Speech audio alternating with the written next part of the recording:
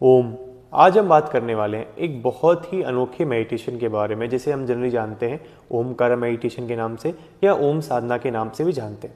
अब कुछ रिसर्चेस की बात करें तो निम्हांस में एक्चुअली कुछ रिसर्चेस की गई लेटेस्ट, उसमें ये पाया गया कि हमारे ब्रेन के जो लिम्बिक कॉर्टेक्स है उसको डीएक्टिवेट करता है, वहाँ पे जहाँ पे निगेटिव इमोशंस बॉडी की स्टोर होती है।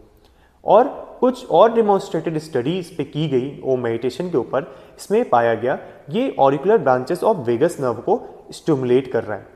ये स्टिमुलेट कैसे करता है, फिजियोलॉजी की बात थोड़ी करेंगे हम कि स्टिमुलेट कैसे कर रहा है। एक्चुअली जब हमारी बॉडी में हम ओम का उच्चारण करते हैं तो ओम शब्द कैसे बना है, अ उ म, अकारा उकारा और मकारा। हम जब एक्चुअली ओम का प्रोनाउंसिएशन करते हैं हम इसे फील करेंगे अ उ म, ठीक है। ओम जब हम उच्चारण कर रहे हैं तो ये वाइब्रेशंस एक्चुअली हम फील करेंगे, ये स्टिमुलेट कर रही हैं वेगस नर्व को एक्चुअली में, फिजियोलॉजी के अकॉर्डिंग। तो जब हम उच्चारण करते हैं अ यानी आकार का, तो ये हमारी स्टिमुलेट करता है स्टमक के रीजन को या एब्डोमेन के रीजन को एक्टिवेट करता है। अ उ उकारा शब्द एक्चुअली एक्टिवेट कर रहा है हमारे नेक के रीजन को, और म यानी मकारा शब्द एक्टिवेट कर रहा है हमारे ब्रेन एरियाज को। और हमारी वेगस नर्व को जब स्टिमुलेट करता है तो एक्चुअली जो स्टिमुलेशन होती है वो डाउन टू अप साइड होती है।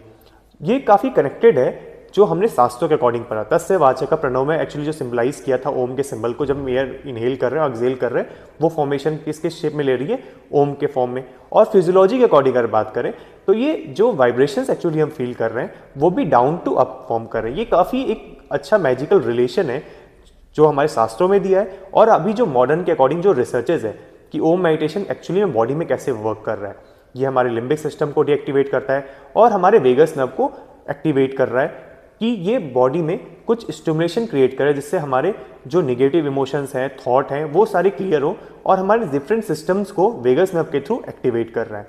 ये तो रही बातें कुछ रिसर्चेस के बारे में। कुछ लेटेस्ट रिसर्चेस की बात करें तो इसमें यह भी पाया गया कि 5 minutes of Om chanting meditation से हम अपने हाइपरटेंशन, बीपी की जो काफ़ी प्रॉब्लम्स हैं उस पर भी कंट्रोल कर सकता है। ये रिड्यूस करने में हेल्प करती है बीपी के कंडीशंस को, हार्ट रेट के कंडीशंस को।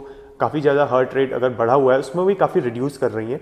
और नेक्स्ट कंडीशन में ये भी पाया गया कि एंजाइटी और डिप्रेशन जो आजकल काफ़ी ज़्यादा लोगों को फील करना पड़ रहा है और काफ़ी ज़्यादा लोग इसे सफ़र भी कर रहे हैं, इसको भी रिड्यूस करने में काफ़ी हेल्पफुल पाई गई है ओम चैंटिंग मेडिटेशन। इस पर भी लेटेस्ट रिसर्च पब्लिश हुई थी निम्हांस की तरफ से, जिसमें ये बताया गया कि डिप्रेशन और स्ट्रेस कंडीशन को, जिसमें मैंने पहले वीडियो बनाया, उसमें ये काफ़ी हेल्पफुल है, इनको रिड्यूस करने में, एक लेवल तक रिड्यूस करने में काफ़ी हेल्पफुल है। फिजियोलॉजी के बाद कुछ हम एविडेंस बेस्ड स्टडी की बात करेंगे कि एक्चुअली में जब हम ओम मेडिटेशन का यूज़ करते हैं, जब हम एक्चुअली ओम शब्द का उच्चारण करते हैं तो ये एनर्जी फ्लो होती है डाउन टू अप, यानी मूलाधार चक्र से स्पाइन के थ्रू होते हुए ब्रेन तक एनर्जी जा रही है। जब स्पाइन के थ्रू एक्चुअली एनर्जी फ्लो होती है उस समय 50 साउंड्स रिलीज होते हैं संस्कृत में, जिसका एविडेंस पाया गया। उड़िया में एक माला थी एक्चुअली जिसमें जगन्नाथ जी का सिंबल था बीच में, और राइट एंड लेफ्ट वो 25 sounds, 25 left side, 25 right side, उस माला में एक्चुअली इसे दिखाया गया था, रिप्रेजेंट किया था, जो आप स्क्रीन पे देख सकते हैं।